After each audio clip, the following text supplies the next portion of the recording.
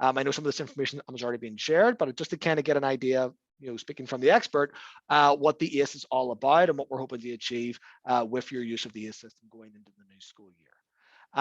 Other item on this, I am recording. I'm the trainer. I just hit the record button. So I'll share the links for each of the recordings after each day's training. Once I get the video rendered, so you'll have access to this recording after each training. Okay. Last piece of housekeeping. I have an accent. I am from Ireland. I've lived in the country for a number of years, but sometimes I talk really fast, especially when I'm excited, especially when I'm training folks on the ACE, because the ACE is awesome. Sometimes I say words in a weird way because of my accent. So if I'm not making sense at any point, please stop me and ask me to repeat myself. I will not be offended in the slightest. Okay. So with that in mind, let's have a quick overview of what the ACE is, and then we will get into the system and learn some different features on the system today. So the ACE stands for the Autism Curriculum Encyclopedia, and it's a comprehensive software package that allows educators and clinicians like yourselves to assess, teach, and evaluate your student progress using evidence-based practices. It's based on over 45 years of education, curriculum development, and research at the New England Center for Children. And this system was developed by BCBAs, special educators, SLPs, and OTs. Because it's a web-based tool, it's ideal for use in mainstream school settings along with more specialized settings.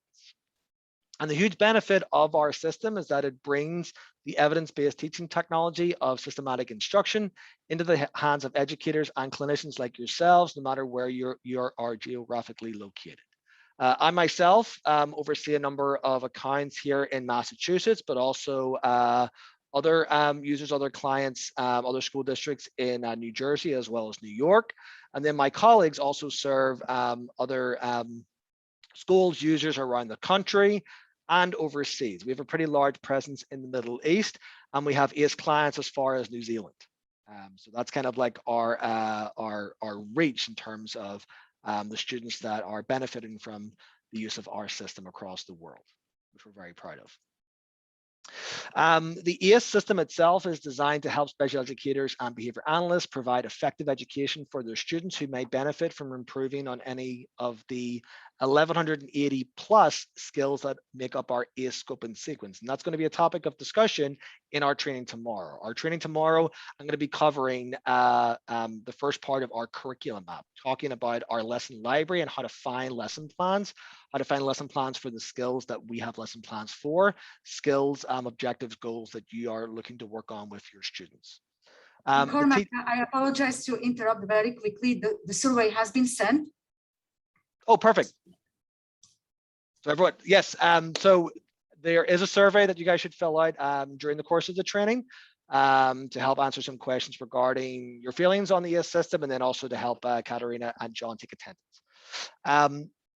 The teaching strategies built into the ACE are based on research and applied behavior analysis and include systematic instruction. And as an ABA application, apologies, as a ABA application, the ACE is focused on effective skill building. Our lesson plans help to provide consistency in language and teaching procedures with parts of the lesson that can be customized so that the content of the lesson is functional and relevant to that particular learner.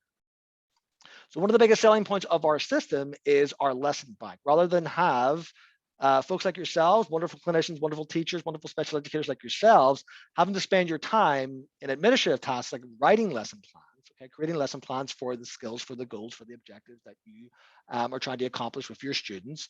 We have a pretty extensive lesson library that you can search through to find targeted lesson plans to teach your learners. And this is going to help save you valuable time. That's the whole point of our system, that save you lots and lots of time in the long run with some of the tasks that you would have had to do by yourself by hand. Once lessons are selected, you can teach those lessons and collect data on your learners' progress while acquiring new skills and tracking other behaviors that may interfere with learning. The nice thing about the ACE, once those data are entered onto the system, the ACE is going to automatically graph those data, and then you can view those data, make good decisions on changes you might need to make to the lesson plans that you're teaching. You can also, at the end of specific periods, okay, maybe progress report time, end of year reports, preparing for a parent clinic or a parent meeting, you can generate reports on your students' progress. So get all the ES or get all the data out of the ES system in a manner that's going to fit your meeting needs, your reporting needs. Like I said, one of our biggest selling points is our really extensive lesson library. Currently, we have over 2,200 lesson plans designed specifically for individuals with autism spectrum disorder. And our curriculum covers 10 domain areas, going from basic skills to more advanced skills. And again, that's something that we're going to talk about more extensively in tomorrow's training, looking at that lesson bank, that curriculum library, getting an idea of the type of lesson plans that we are, the type of skills we have lesson plans for. Teaching across these lesson plans is completed in 3 instructional formats. So we're looking at discrete trial instruction lesson plans, incidental teaching or naturalistic teaching lesson plans, and task analysis. And our ACE lessons are linked to the Federal Common Core, ELA, and mathematics standards. We also have a linking grid for some of the standards used in New Jersey, and I can refer to that when we get into tomorrow's training. Our lesson library, like I said, covers 10 domain areas. These are those domain areas listed here. And our scope and sequence, which we're going to talk about tomorrow, is very comprehensive. Our goal, and I'm sure it's your goal as well, is to teach to the whole learner. Okay, we want to implement a fully rounded teaching plan for the students whom we serve, working across a number of different skill areas for those individual learners. Our lesson writing process includes a peer review system where master's and doctoral level BCBAs and curriculum specialists work together to write and evaluate new lessons. And we work closely with other specialists in the field as needed. So we work pretty extensively with our speech and language department here at NECC, along with our occupational therapy department, along with our physical therapy department, along with our curriculum and education specialists, in order to create the most effective plans to fit the needs of our students and the learners outside of our building in programs like yourselves. And our lesson content is regularly reviewed and updated based on the latest research and efficacy data. We value this research to practice model to help ensure our ACE lesson plans follow current recommendations for best instructional practices. And with new lessons being added all the time, your lesson library is always growing, okay? In terms of data collection and data entry, we offer 2 different modes. We offer paper pencil data collection and also software-based teaching to accommodate the technology resources and preferences that different agencies, different schools may have to purchase the ACE. So on the left-hand side of the screen right now, you can see an example of one of our paper pencil data sheets. So along with the areas for the direct care staff, the folks that are implementing the teaching session to collect data, you can see there's also specific information for how to run the lesson plan that you're collecting data on. Okay, and we're going to be talking about that in one of our subsequent trainings, how to create those data sheets. On the right-hand side is what our paperless data entry page looks like on the system. So if the technology is there, iPads, devices, things like that, in order to collect data paperlessly, we're doing that via a feature on our system called Teach Now. And that will be something, again, I'm going to talk about in a future training later in the summer. So that's my quick overview of what the ACE system is. In terms of our objectives for today, we have 3 main objectives. Well, 4. You guys are filling in the survey already, so most of you hopefully have already completed that objective. But the other 3 objectives that we're going to cover for today is how to log into the system, which I believe some of you have already done today. We did receive some emails from folks. Thank you for emailing myself on the help desk to help with some login issues. I really appreciate that. So we're going to make sure that everyone knows how to log into the system and navigate around. Okay, that's one of our big objectives for the day. Okay, how to kind of move around this system.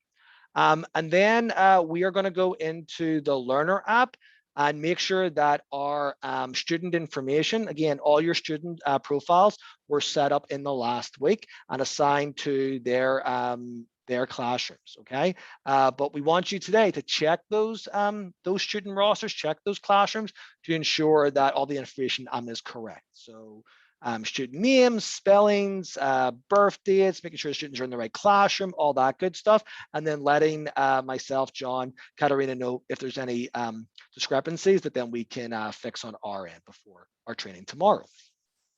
The last objective, objective 3 on the slide, we're going to be looking at the different items in the learner app. This is going to make more sense when we log into the system, but a big thing that we're going to be we're going to try to accomplish today in the learner app is completing the learner profile.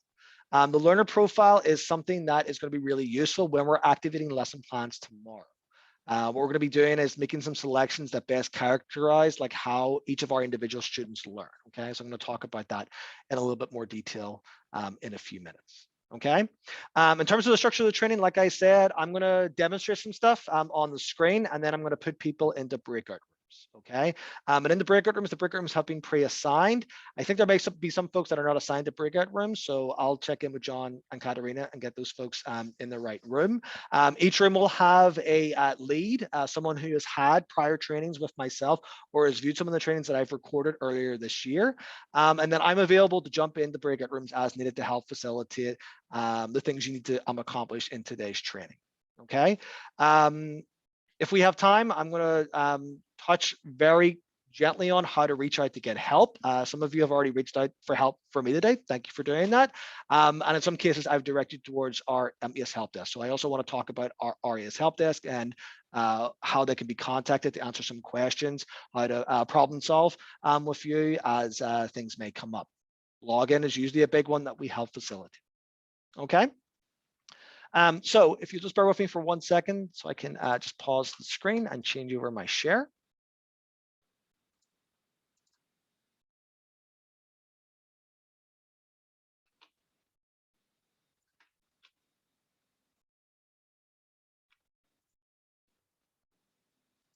And you should be able to see my screen again. Just move you guys over here. Oh.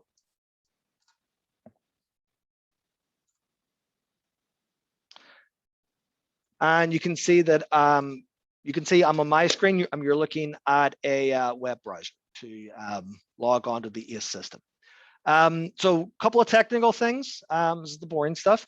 The ES is a web-based product, meaning that it can be utilized on any internet-enabled device. So I'm currently on a Microsoft Surface laptop. You can use it on any other type of laptop. You can use it on a desktop computer. You can use it on any device that has an internet connection, like an iPad, other tablet devices. You can even pull it up on your smartphone. Okay.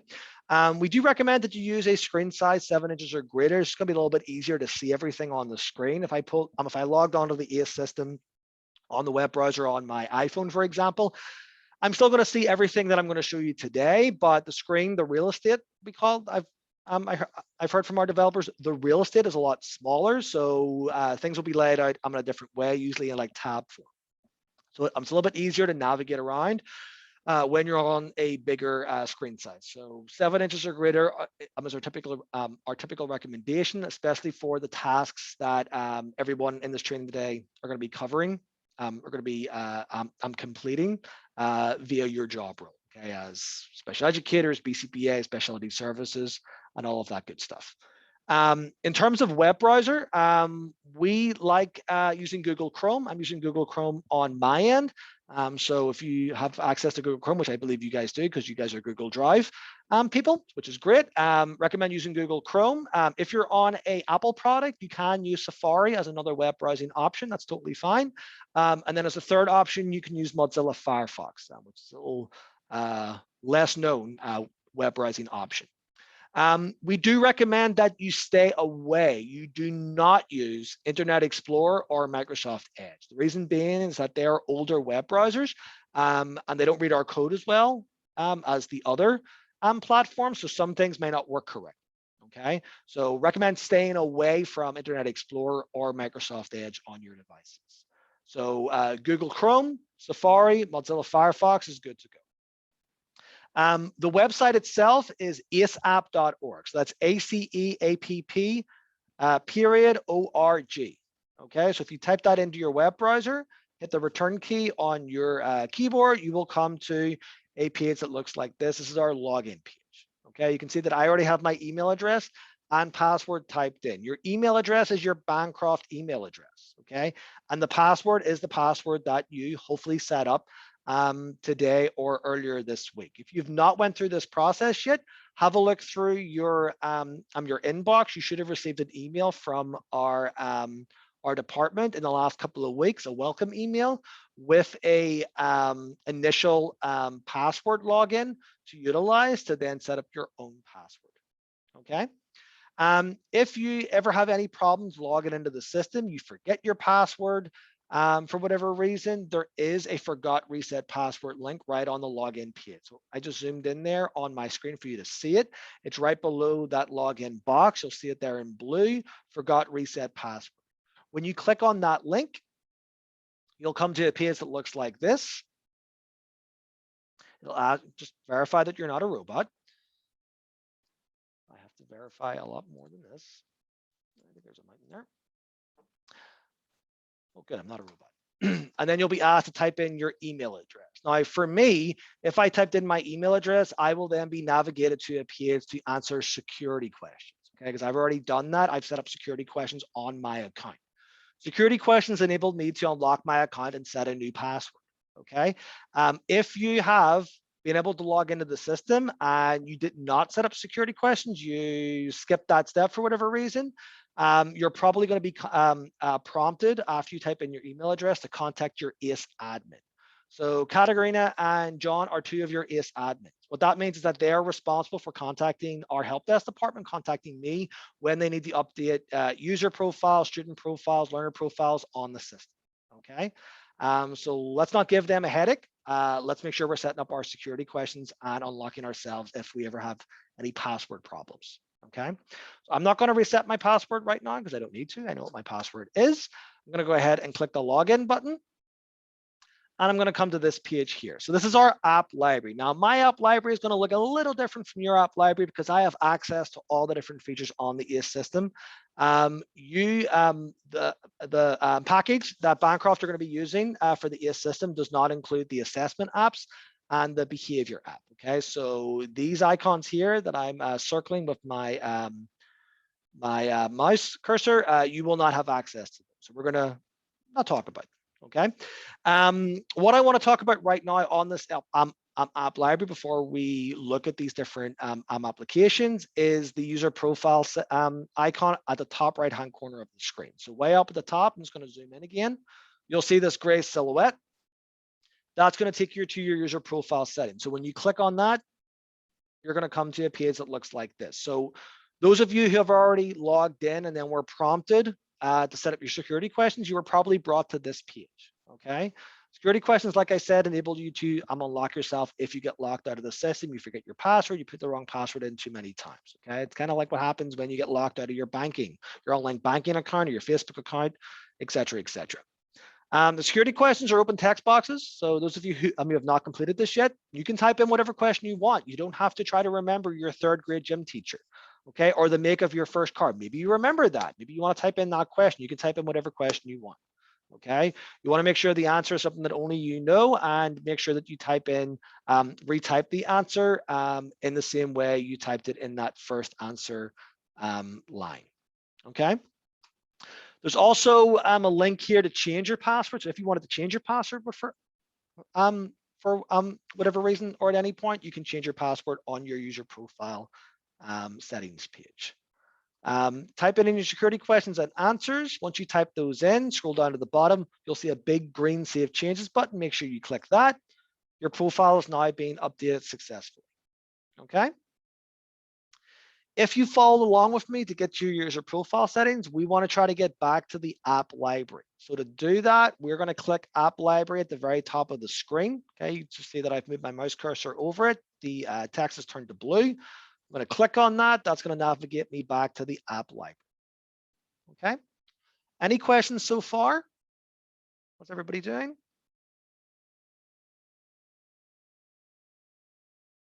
Again, I'm just going to keep an eye on the chat, on the videos. You guys can give me a thumbs up. Okay. So we are going to go into our first application on the ACE system. Okay, the Learner app. Okay. For those of you who have been in trainings with me previously, this used to be called the student app. We've renamed some items to keep our language more consistent. So the student app is now the learner app for those of you who have been in trainings with me before. So the learners app is that big green icon with a little blue or the green graduate symbol or icon. When you click on learners, you're going to come into the learner app, which is going to look like this. So there's a number of different things on the screen right now. Before we talk about those, again, we want to talk about navigation. We want to make sure we know how to navigate around the system. So we've logged in. We know how to get to our user profile settings. Now we need to know how to switch between our student profiles. Okay, how do we get to the different students who are in our classroom, who are on our caseloads? Okay. I'm going to zoom in on the screen again to the top right-hand corner. You'll notice that there are two blue graduate icons on the screen. Now, these blue graduate icons were not on the previous page. They were not in the app library because we were not in a student-specific area of the website. Now we are. We're in the learner app. Okay. These blue graduate icons enable us to switch between students. The one with text beside it, so the blue one with DS, Esteban, that indicates what student account, what learner account I'm currently on. So I'm on Esteban's account. And Esteban so happens to be a learner at Bancroft, okay, because I was moving around the your account earlier on. Okay, so that's the learner profile that I'm currently looking at. So anything I do in the system right now, activate lesson plans, go into the learner profile that we're going to talk about in a few minutes. I'm doing it on Esteban's learner profile. Okay. If I need to do something with another student that I have access to, I need to switch to that learner profile. Okay. So in order to do that, I'm going to click on the blue graduate icon at the very top right-hand corner of the screen. So that one right up there at the very top. When I click on that, a sidebar is going to open on the screen. This black sidebar is my student selector. This is how I switch between students. Now, Esteban is currently a student in the A134 classroom, okay? So that's why I'm seeing A134, which is in the Bancroft school, in the Bancroft account. And here are the other 6 students that are currently in that classroom. So anyone who's working, who works in classroom A134, you should be having a look to make sure that the right students are in here, okay? That Joshua, for example, isn't a student who is not in your classroom, is maybe in a 138 or another classroom in the school, okay? So this is how we organize our account, okay? If I wanted to pull up Joshua's account right now, I'm just going to simply move my mouse cursor over to his little icon, click on it, the page is going to reload, and now Joshua's account is on the screen. You can see that learner details, which we're going to talk about in a minute. Now it says Joshua. You can see that Joshua's name is now up in the blue graduate icon up in that right-hand corner. Okay. Now, those of you who work in classroom 134 are probably asking yourselves, why isn't Joshua's last name depicted here? Why isn't Esteban's last name depicted here? We don't put last names on the ACE for confidentiality reasons. Okay. So instead of putting their last name on the ACE, we use the first and last initial of their name. Okay, so I'm not really sure on what Esteban's last name is, but we're using the first and last initial of his last name to identify. Okay, so that's how I'm switching between students. To switch between classrooms, I'm going to click on this the classroom drop down right here. So where it says A134 right now on my screen, when I click on that, you can see the other classrooms that I have access to. And I've given myself access to all the classrooms that are currently set up on the Bancroft school account. Okay, so we're going from the A's to the B's to the C's to a tutor classroom at the bottom. Okay. You might see all of these classrooms, depending on your level of access. You might see one of these classrooms. Maybe you only work in classroom 107 or classroom 126, C126. Okay, so you should only see the classroom that you have that has the students you work with. Okay, the classroom you work in. Okay. Now, chances are you might not be seeing Bancroft School and a classroom being selected on your end, this being your first time logging onto the ACE. What you might see instead is a different account that you have access to. Okay, I'm going to show you what that account is on my screen. I'm going to click on the account level right here. So where it says Bancroft on my screen, if I click on that, you can see the 3 accounts that I have access to. I have access to the Bancroft account. I have access to the ACE training and implementation support account, which you do not see on your end. and I have access to the ACE Practice public account. You guys have access to the ACE Practice public account too. So if I click on that, the school and the classroom will auto-populate the ACE Practice or Practice School and Practice Classroom, and then there'll be a huge list of over 100 students in here who are practice students, okay? Now, normally during a training, I recommend switching over to the Practice Classroom to practice some of the features that I'm going to be showing you today. We're not doing that in our training. We're going to make this a working training. We're going to cover how to do certain things, and then you guys are going to do some of these items with your actual caseload of students. Okay. So what I recommend you doing right now is to make sure you select Bancroft in the account level. The school will auto-populate because there's one school right now. And then if it hasn't auto-populated to your classroom, if you have more than one classroom in drop down, select the classroom that you want to check, select the student that you want to pull up right now. Okay. I have a question from, or a comment from Megan C. Two teachers who do not receive their password to enter the website. We'll send an email to you. Please let me know if there's anything else they need to do to get into the system. Megan, can you just pop their names in the chat, and I will facilitate that when we get into our first breakout room and have their password set up sent out to them. Okay. Thank you. So that's how we're navigating to our different student profiles. That's how we are switching between classrooms. That's how we're pulling up different student or learner accounts. Okay. Now, for the purposes of demonstration, I'm going to switch over to my training student whose name is Cormac Jr. Okay, Cormac Jr.'s name is Cormac Training. You can see that it does not say training here. I just pulled up his account. Training has been shortened to TG, the first and last initial of Cormac's last name, which is Training. I'm going to refer to him as Cormac Jr. Thank you, Megan. So let's talk about this this learner app. The first thing that we're going to do, I'm not going to spend time on, is looking at our learner details. Okay, that's where we're going to see the information on what account this student account is in, what school, what classroom, their date of birth, their date of admission, and their service plan year and service plan start date. Okay. Now, the first 5 fields here are things that you cannot change yourself. So if there is a discrepancy, so there's a student who's in the wrong classroom, their name is misspelled, their date of birth is incorrect, that's the information that I want you to share with myself, Katarina, or John, and myself and my department will fix those entries. Okay. There are some items that you can change in the in this learner details box. This box we also call a widget. Okay. You'll notice at the top of the learner details box or widget, there is an icon, these 3 horizontal lines. That's an action button that enables you to do something within this box, within this widget.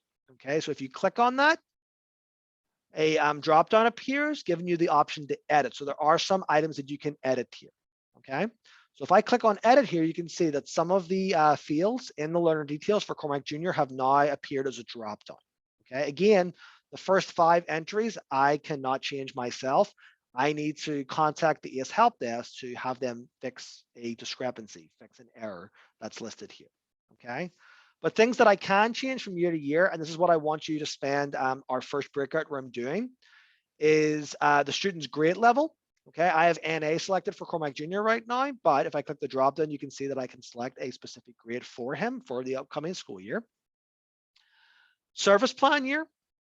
When myself and my colleagues set up the learner accounts over the last week, there were some service plan years that were last year, so 2020 to 2021. Some were 2021 to 2022. These may need to be updated depending on the learner and when their IEP started, when their service plan started. Okay, the service plan start date you will see below the service plan year. Okay, so Cormac Jr.'s service plan started on October 1st, 2020.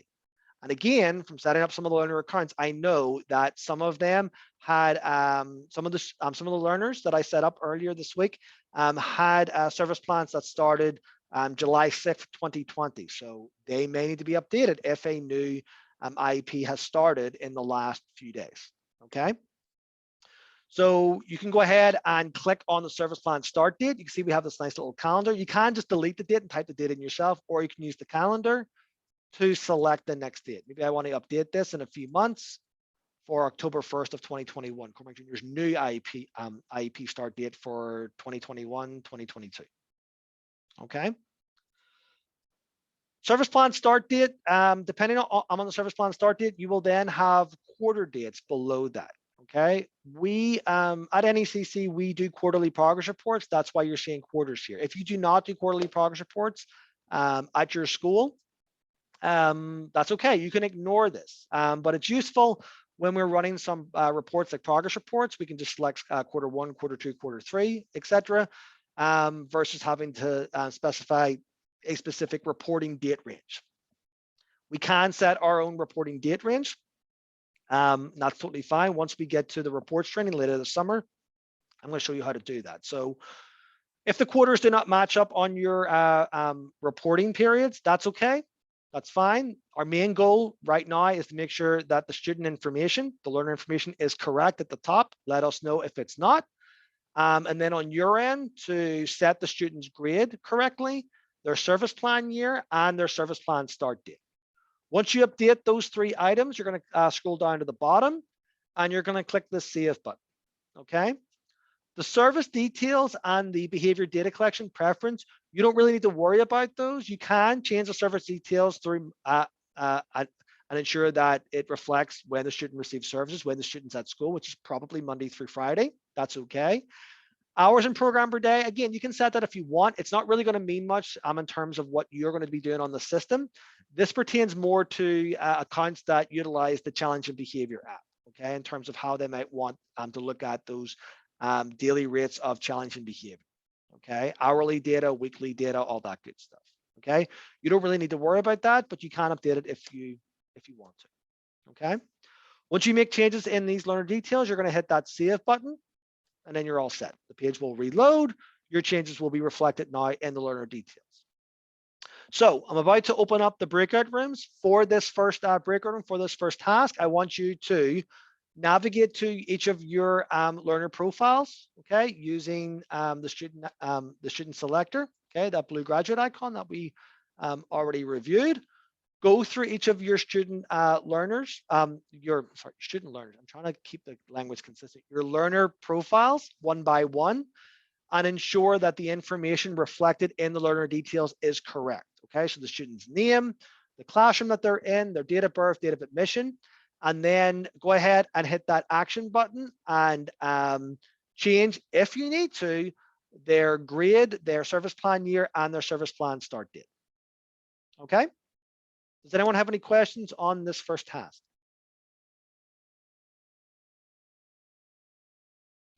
Okay, so I'm going to open up the breakout rooms. So let me see, I have 51 people, and I have 11, 24, 46. So John and Katerina, there may be a few folks that are not assigned breakout rooms. Do one of you mind just hanging on, and I can then assign them once I open up the breakout rooms and have everyone else join. Okay, perfect. It is 12:47. This task shouldn't take too long. I'm going to give you guys maybe until like 1:05, 1:10 to complete this, and you have to go through possibly 7 or 8 students. Or 7 or 8 learners, but I'll check in, I'll bounce around some of the breakout rooms, and I'm happy to ask questions as they pop up. Okay, the rooms are now open. So you should see an invitation to join as needed. John and Katerina, the 5 staff, 5 users who are not assigned a breakout room are Holly,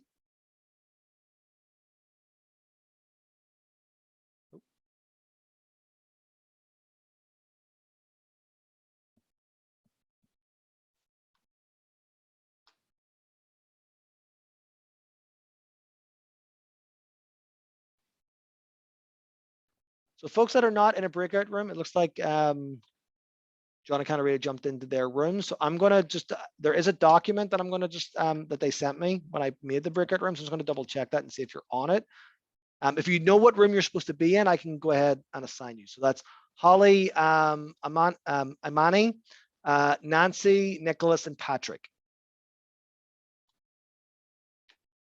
So feel free to let me know through the chat, or you can turn your mic on and I can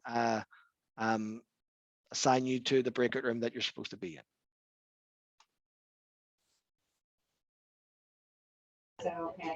Hey, Cormac, I think we're supposed to be in a room with Megan Chimentek. Megan, everybody, all 5 that I just listed? Me, Nicholas, Holly.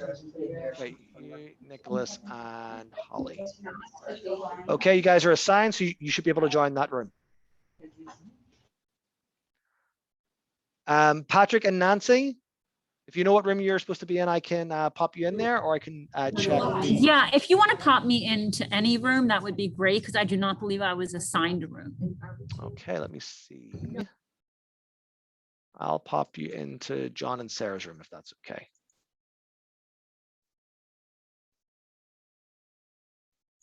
And then Patrick.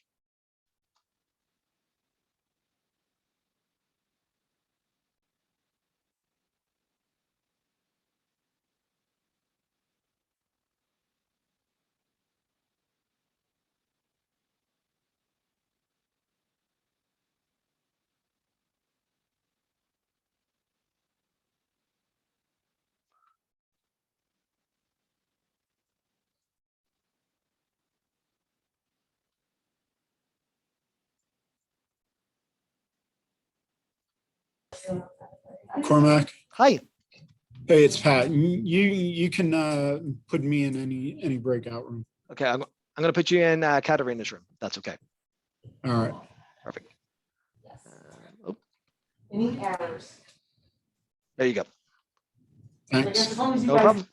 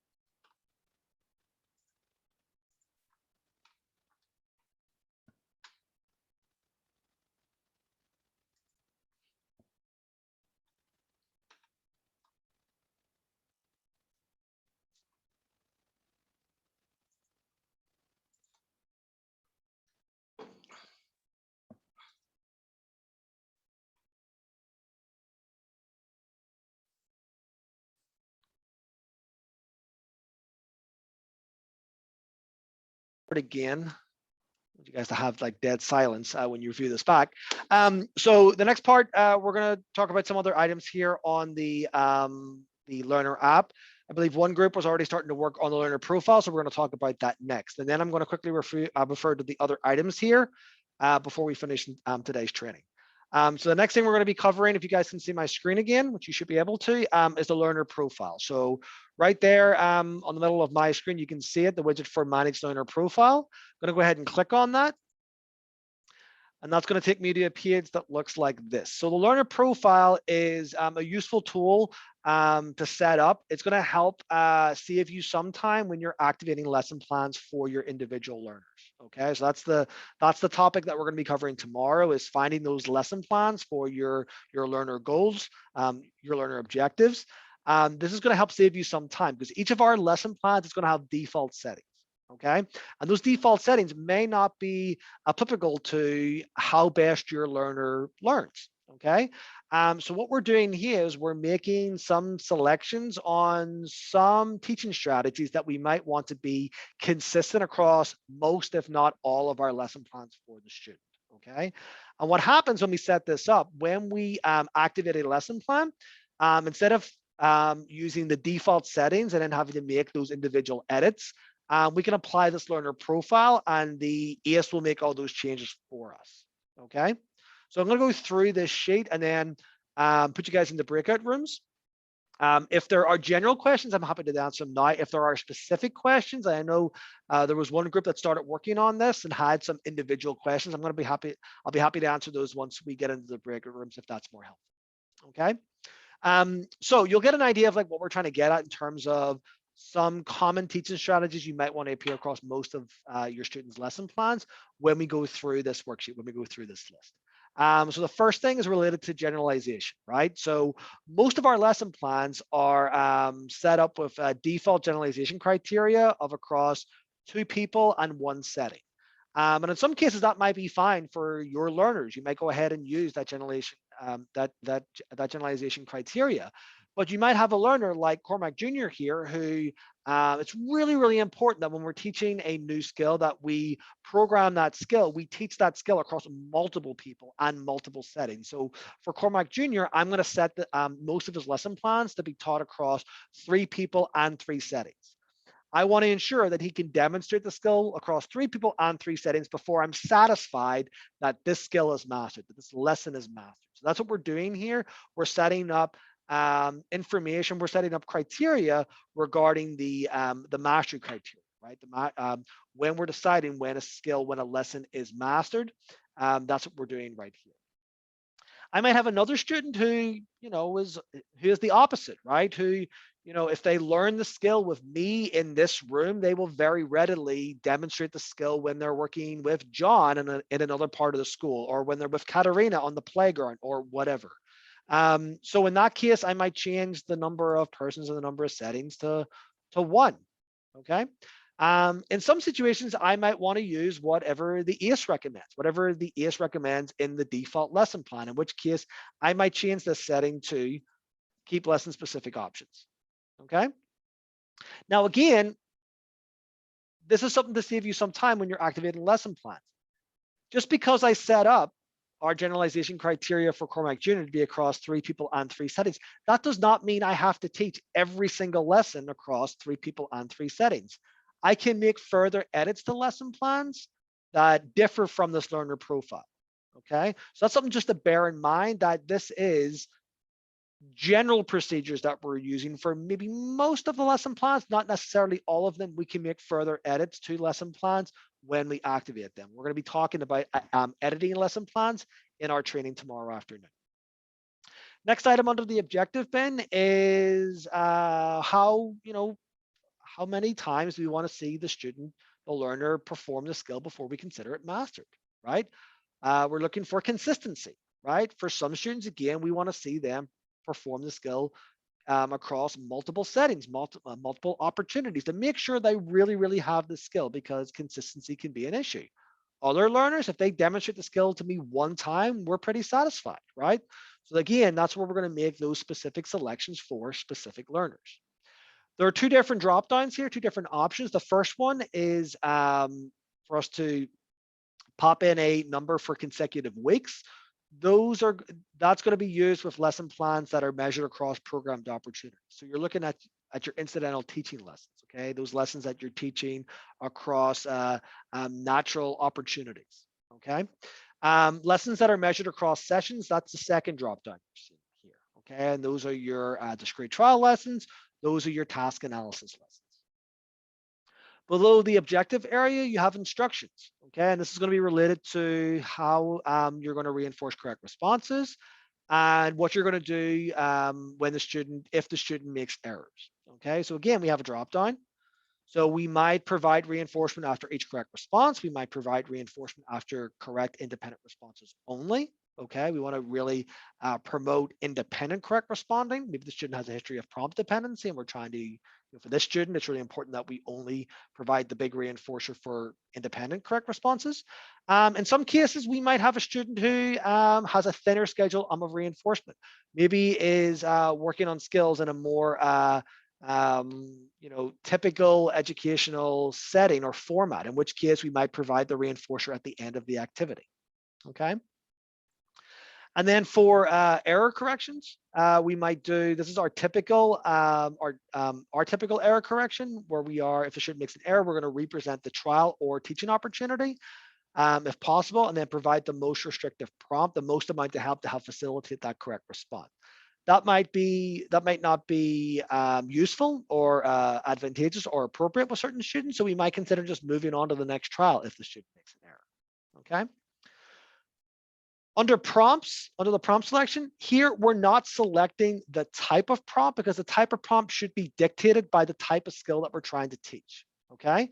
So for example, if I'm teaching a vocal verbal response, I probably want to use a vocal prompt. Okay. I probably don't want to use a physical prompt because I really shouldn't be prompting the students, vocal cords with my hands, right? Or maybe I wouldn't expect my direct care staff to do that. What we're making, on the selections that we're making here is pertaining more to how we're feeding those prompts out, okay, that are being used across the different lessons, the different skills that we're teaching, okay? How best we want to feed the prompt from the most amount of help when we're initially teaching a skill to getting to that independent responding, okay? And we're going to make selections across the 3 different types of instructional formats that we utilize with our lesson plans. This is a good point to note that our discrete trial lessons, you can see it right here. We don't call them discrete trial lessons on the ACE. We call them skill acquisition lessons. So anytime you see a skill acquisition lesson or an essay lesson, that means discrete trial. We're utilizing that discrete trial instruction format to teach the skill. So for Cormac Jr.'s skill acquisition lessons or his discrete trial lessons, I like to use, it's been shown with Cormac Jr. that a most of these prompt feeding procedure works best with him, okay?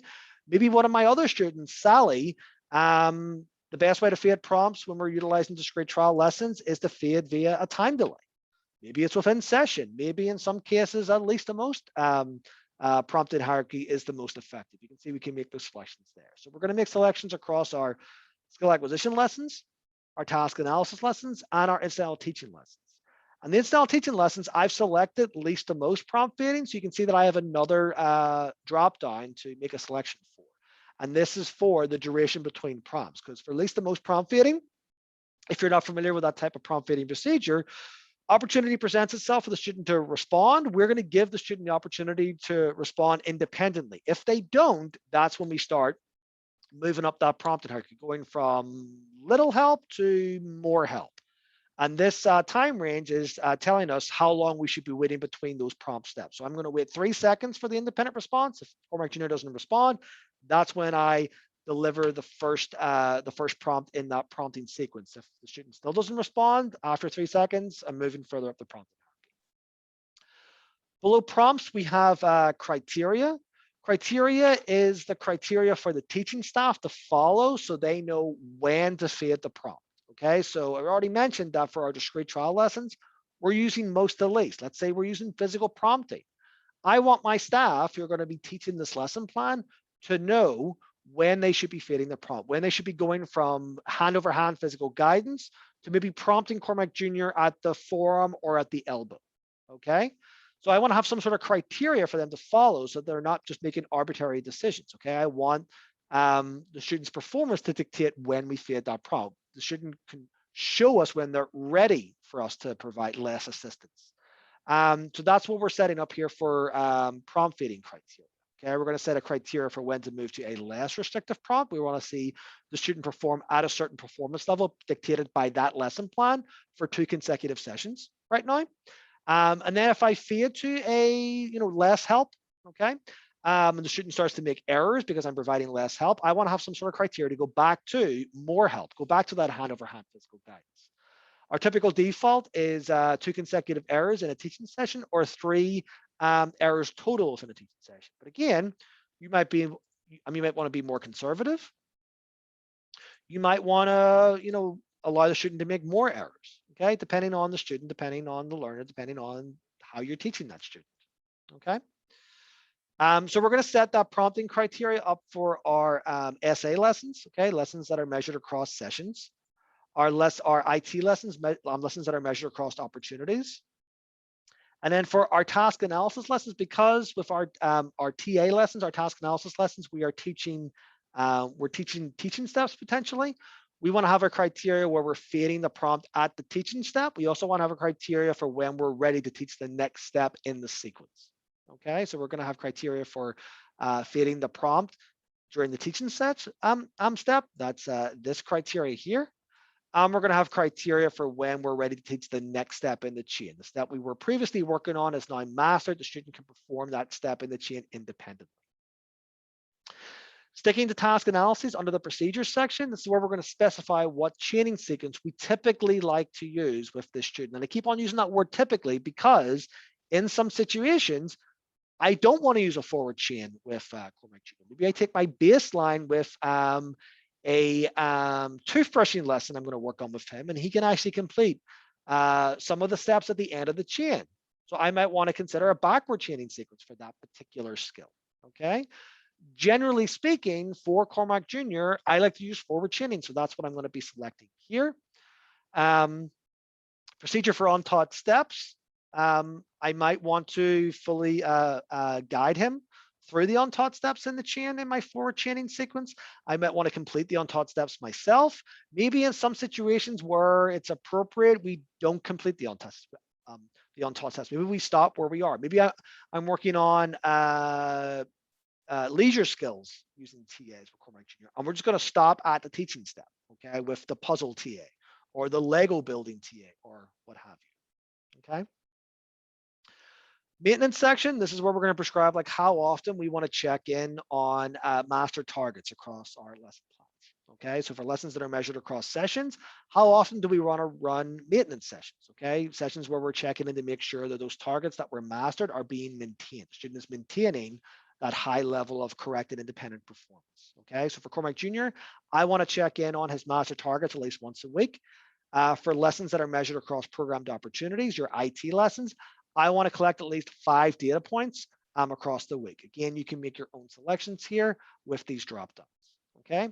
If you don't know, if you're not sure, it's okay to select get lesson specific options. And this learner profile, I should note, is a fluid worksheet, okay? Chances are over the course of your teacher-learner relationship, you're going to learn more things about your learner and how best they learn. So you might have to update this, okay? And that's okay. You can update this learner profile at any time. I would point out that when you, if you set up your learner profile today, which we're going to do in just a minute, and then you apply it to some of those lesson plans we're going to be activating tomorrow, if a week from now, 2 weeks from now, a month from now, you update that learner profile for that learner, the ACE is not automatically going to apply that learner profile to your activated lessons for that learner, okay?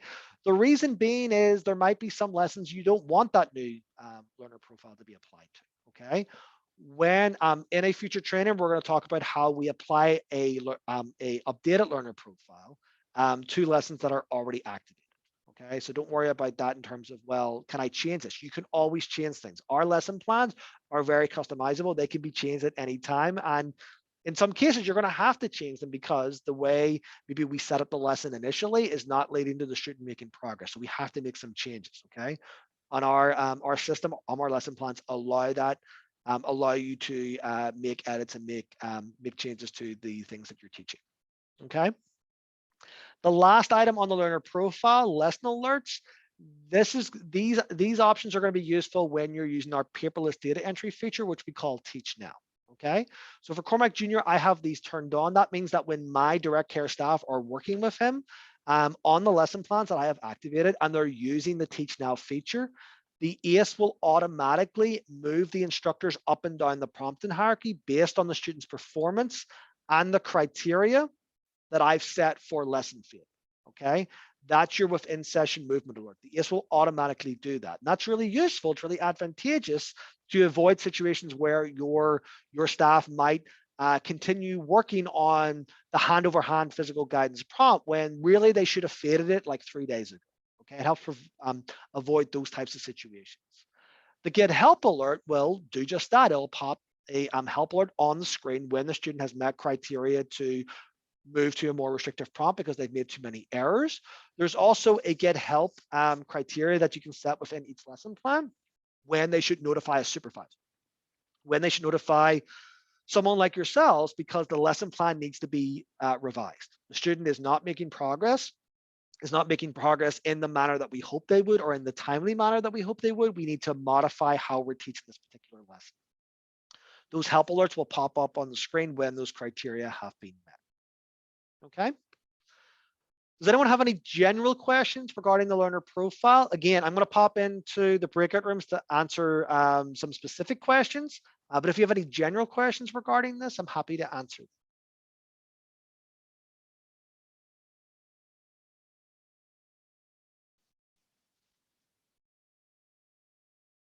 So once we set up our learner profile, when we make our selections, we're going to hit that save button at the bottom. Page will reload. We'll come right back to the learner app dashboard, which looks like this. And then from here, what you're going to do in your breakout rooms, we're going to click our student selector, select the next lesson that we want to set up that learner profile for. So I'm going to give you a good chunk of time to do this because again, you might, we want this to be a working training and try to get as many things set up as possible with me present to help support. And obviously the ACE experts in each of your rooms to help support. So let's try to get through as many students as we can. It's 1:30 right now. I think I'm going to give you guys like 30 minutes to do this. Again, I'm going to pop in the break rooms to answer questions as they come up. But go like learner by learner, maybe go with the learners that you know the best about, right? I know what I would select for this student based on what Cormac just showed us in that learner profile. And then for the students that you're not so sure about, maybe there's certain items that you will set up, maybe other items you'll just keep lesson specific, okay? Again, we're going to have a training tomorrow on the curriculum map. We're going to see what the lesson plans look like. We're going to see the types of edits we can make to lesson plans when we set them up, when we activate them, okay? So I'm going to go ahead and open up the breakout rooms. And Katarina, I will be in your breakout room first. The rooms are open.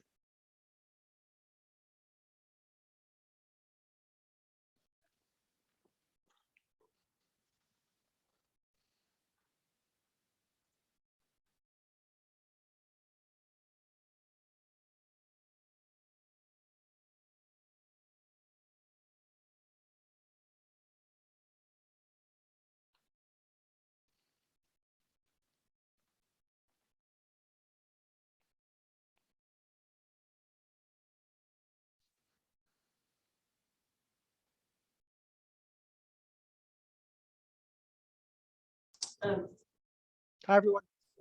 They're supposed to get on a computer in the classroom and do that, or are we doing it on paper? So you have actually a choice. You can do it on the paper, or you can do it in the computer, or we can think of choice. Okay. And we'll talk, actually, that's a good question. We'll talk about that. It's like we're all gonna be like doing all these goals and I would start trying with to get paper. on the. Yeah, Yeah. probably we would start with paper. Cormac, thanks for being with us. So we kind of started already and we did have a few questions. Chris, do you remember some of the questions that we had? Sorry to put you on the Some spot. of them were for goal selection, right? Like, The goals. Yeah, yeah, I mean, the only thing I can think of right now is the last question I asked you was, why are we, if we're doing the prompt, why are we doing a most restrictive? Yes, thank you. So the question was, Cormac, why are we starting with most restrictive prompt? Shouldn't we start with least restrictive, or it depends, or? It depends. So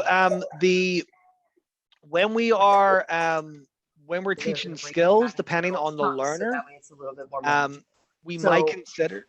Eventually, all of this is going to come together, and hopefully it will make a really good framework that we can all base our IEP goals and our. Kristen Kelly talking to us. Thank you, Kristen. Yeah. No, I think it was Amber. Well, it was Amber's profile. Sorry, Amber, I just muted you. So the question, why would you work on, when would you use start off with a most restrictive prompt versus a least restrictive prompt?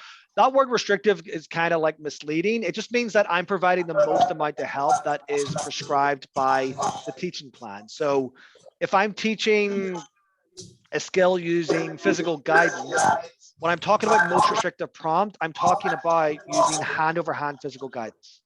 Okay, I am going to be hand over hand guiding the student to make the correct response, to engage in the skill that I'm trying to teach.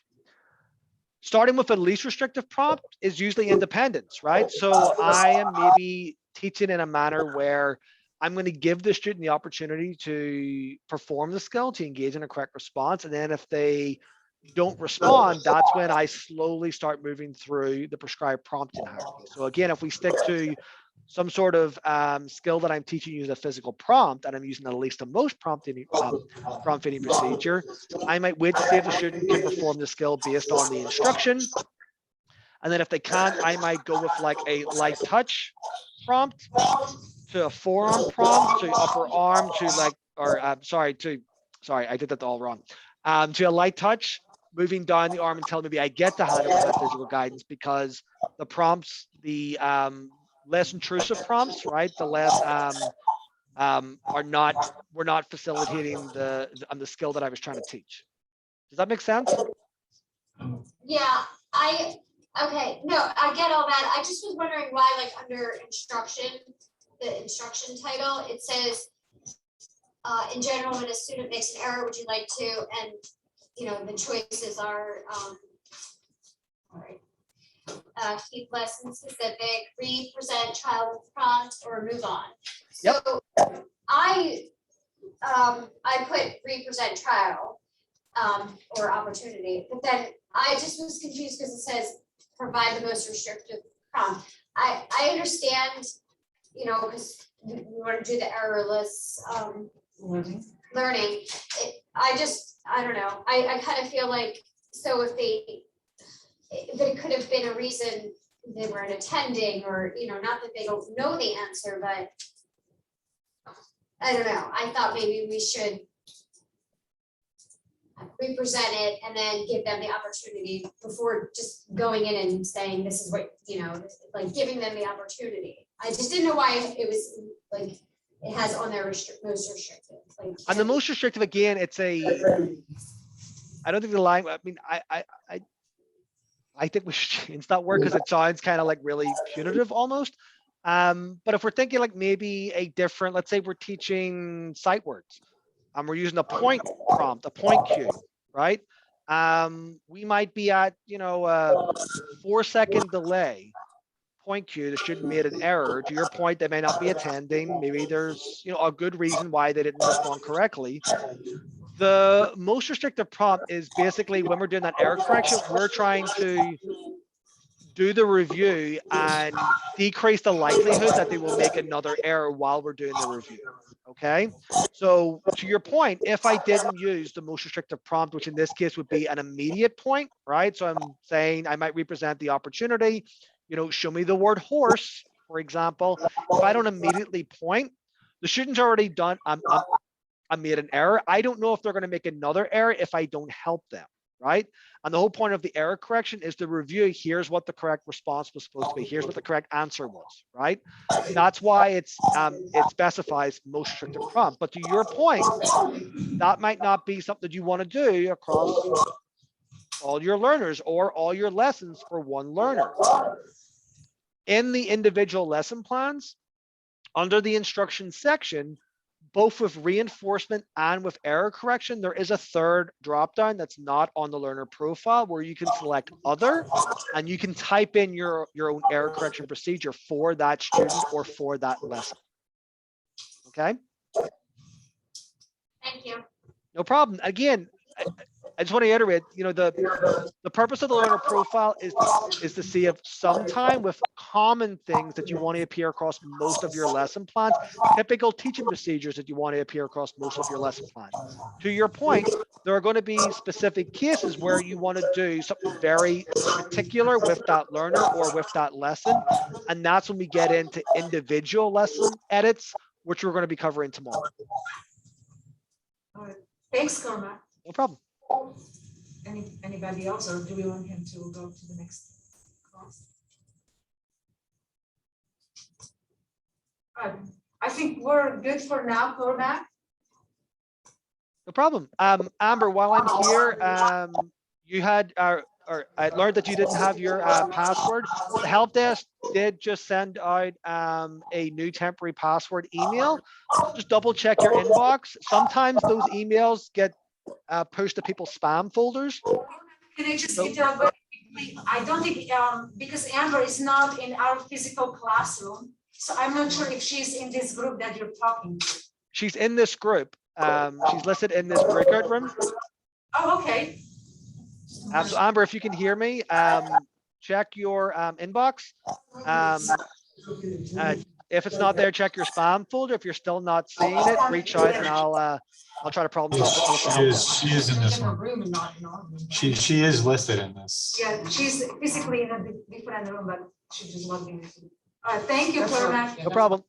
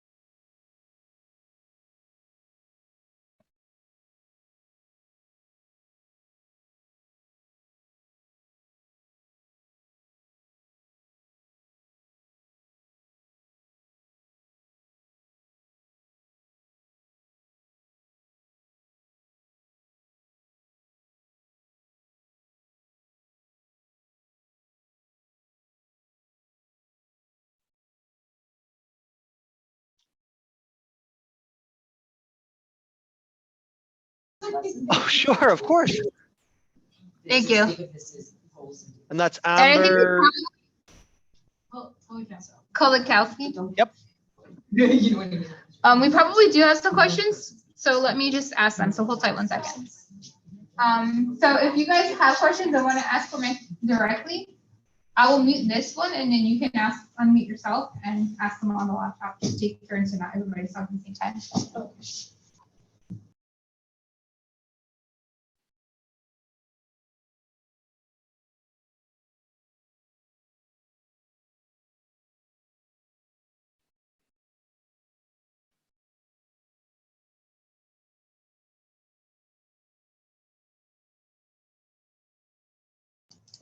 Okay, maybe not. So we don't have questions, it seems. No problem. If questions pop up, there is a way to like notify me in the main room and I can pop back in. How do we do that? When I pop out, when you go to participants or break room, there should be a feature on your Zoom bar to notify the host to come in. Okay. Okay. All right, thank you. No problem.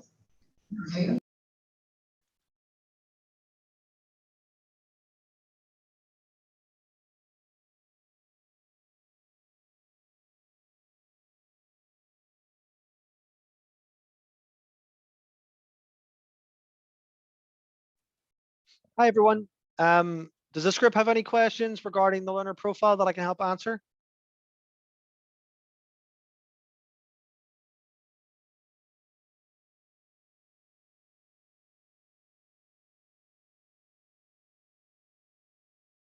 I think everyone's good.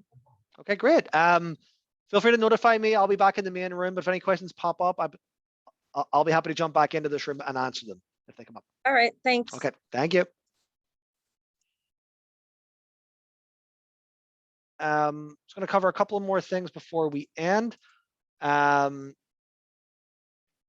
just want to talk about some of the other items here in the Learner app, and then review how to contact the help desk, which you guys will, which is a great resource to you guys should utilize if you run into any problems or have any questions outside of our trainings. So you should be able to see my screen again. I'm still on the learner profile. I want to point out another way to navigate around the system.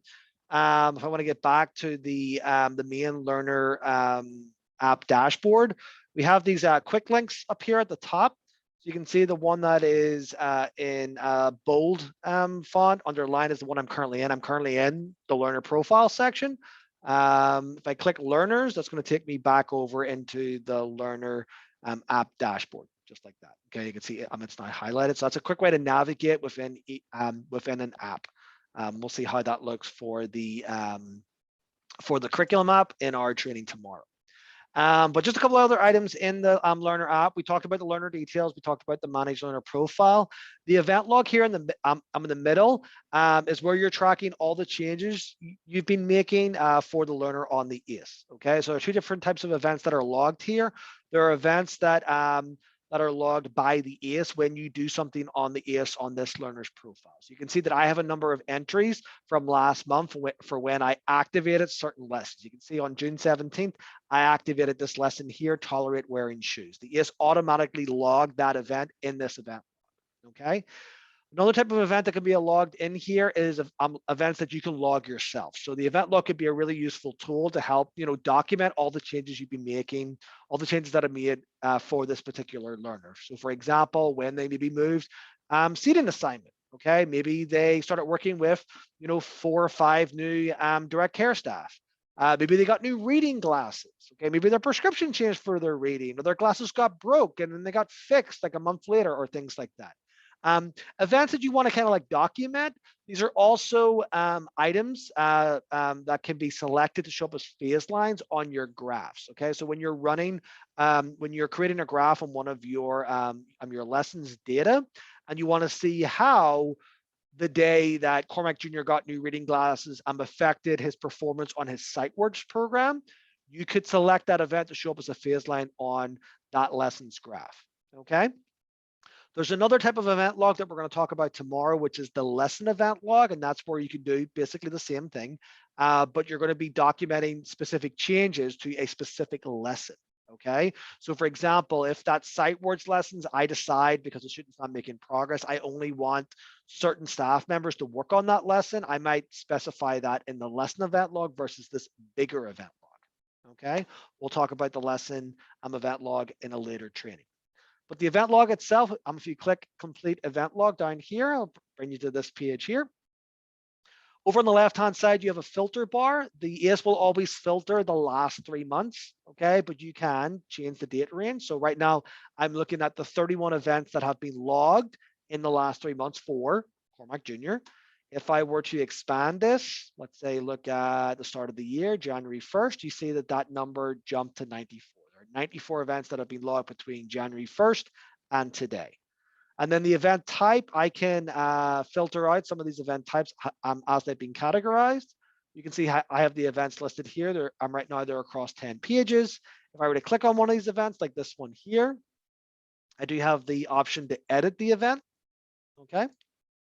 And if I want to add a new event log, like today, the student started his ESY program, that might be a good event to log.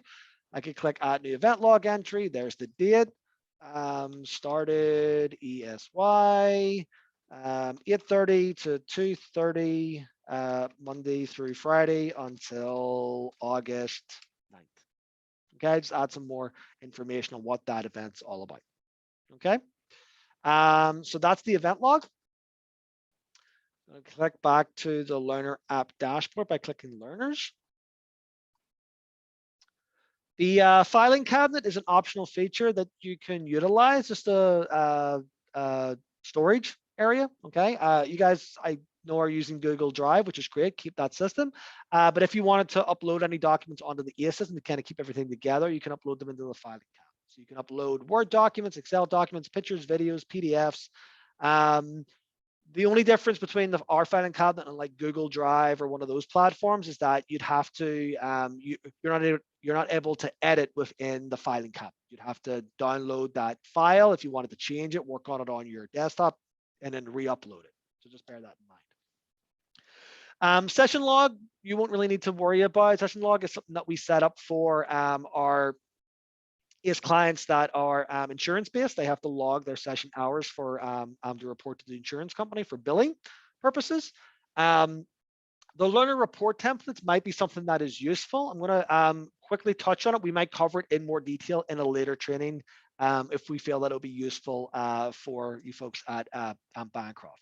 But essentially what the learner report is, we have a number of reports in our reports app that we're going to be covering at a later training. those reports fit a lot of needs, but there might be a very specific form, a specific report that you utilize at Bancroft that you'd like to be on the EAS, to appear on the EAS. And that's what the learner report template is all about. It's a way for you to make your own report. Okay. So you can see that I have some that are already created for Cormac Junior.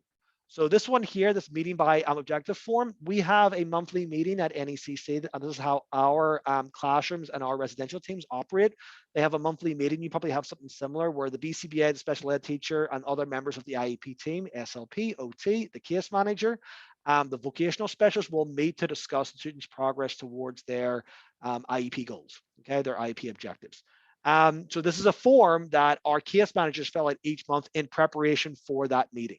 Okay, so if I click on the date here, you can see what this form looks like. We've created it for our trainer students. So you can see it has, and we can auto-populate this, but it has information on the student's diagnosis, provider details, learner updates we can type in here, their schedule of treatment, current performance.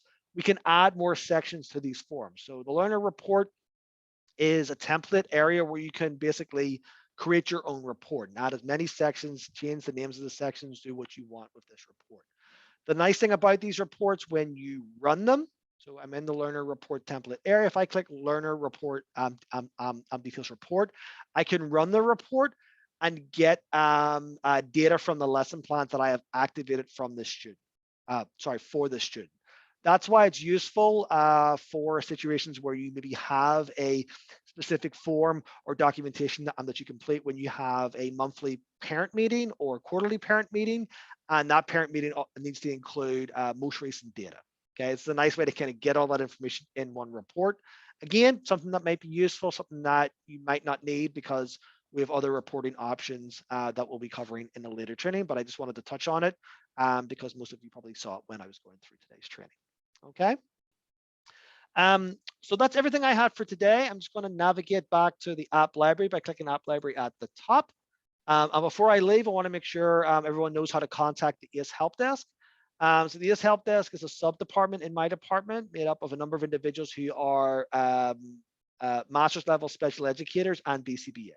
And they know the system inside and out. So they are a wonderful resource for when you have problems with logging in. They're also a really useful resource when something's not working correctly on the system. So items that I showed you today, you're getting like a weird error message. They're the folks that I would be reaching out to get some support, some help. They're also a great resource to help explain our teaching procedures, okay? Questions you might have on our lesson plans or how we set up our lesson plans. They are a fantastic resource for that. And as we will learn tomorrow when we explore the curriculum bank, the lesson bank, they are a great resource to gain assistance to find lessons for your goals, for the objectives that you're written. You're trying to find lesson plans for some of those goals. They are a great resource to find lesson plans, but we'll be covering that tomorrow. There's a couple of ways to contact them. You'll notice that there's a big green help button at the bottom left-hand corner of the screen. If you click on that, you'll see a small window, a small widget appear on the screen. If you click leave us a message, this will enable you to send a help desk ticket to the help desk department. So pop in your name, your email address, and what it is you need help with, okay? If you're seeing like a weird error message or something you don't understand on the system, you can take a screenshot of your screen and then attach it to your ticket, okay? That's really good information for the help desk folks to have, because then they're gonna be better placed to figure out what the issue is and how they might be able to help you, okay? So that's one way to contact the help desk. The other way, I'm just gonna type in contact us to get that help article. Another way to contact the help desk is to call them. Okay, they work Monday through Friday, 8 to 4. Here is the 800 number. I'd recommend calling them if you need like help right now. Okay, folks call when they need immediate help. They have a parent meeting at 3 o'clock and they don't know how to run a report. Right, good time to call the help desk. Okay. And then the third way to contact the help desk is to email them directly. I popped this email address in the chat earlier on in the training today, but here it is again. So you can contact the EAS Help Desk directly from your email, eashelpdesk@necc.org. And the wonderful thing about the help desk is that they get back to you within the hour. They're very, very quick to get back to you. In some cases, they might need to liaise with, myself, the other trainers, other members of my department to gain more information or more perspective on how they might assist the user who's asking the question. But they're very good at getting back to folks pretty quickly, which some of you may have already experienced that today or in previous days. So that's how we contact the help desk. Guys, that's everything I had for our training today. I would imagine that you guys might stay in your current rooms where you're all meeting today to kind of finish off some of the tasks that we did today. Tomorrow's training will be at 12 again. We will be doing a deeper dive into the curriculum app and exploring the on the lesson library. So there'll be more content for us to go through. I'm going to be scheduling more breakout rooms to cover, or for you guys to complete some of the tasks related to the items I'm going to be covering tomorrow. I'd also recommend, and I think Katarina and John and the others have already requested that you bring your current IEPs, your current IEP goals and objectives. That's going to be helpful for when we're in breakout rooms to find lesson plans for those goals. And I'll be better placed to assist you find appropriate lesson plans for the goals that you want to work on the system. Katarina, John, do you guys have anything else to add? No, correct. That was very helpful. Unless Katarina has something, the only thing I would say is reminder to everybody here to finish up what they were working on and to make sure they do that survey, because we are going to do attendance based on the survey. Katarina, anything I missed? Got a thumbs up. All right. Good, you could see that. I couldn't even see her. Okay, cool. All right. All right. Well, thanks, Cormac. We will let you know, and Katarina will get you the information, any discrepancies, and we'll take it from there. And have a great night. We'll see you tomorrow. No problem. Thanks, everybody. Have a good day. Thank you. Bye.